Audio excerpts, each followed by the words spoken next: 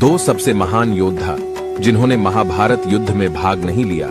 महाभारत का युद्ध कोई सामान्य युद्ध नहीं, बल्कि इतिहास का सबसे प्राचीन युद्ध माना जाता है।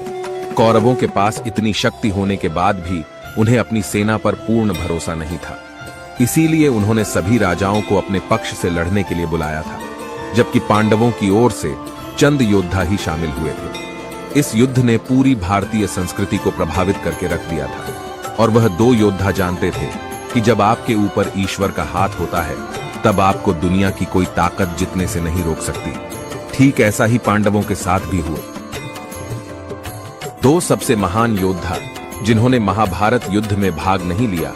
महाभारत का युद्ध कोई सामान्य युद्ध नहीं, बल्कि इतिहास का सबसे प्राचीन युद्ध माना जाता है।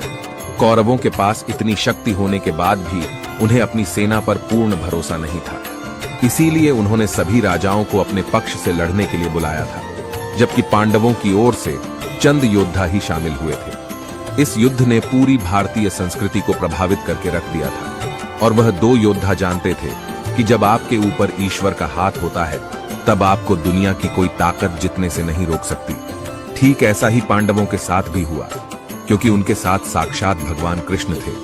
उस समय के दो महान योद्धा एवं युद्ध नीतिकर बलराम और मंत्री विदुर थे।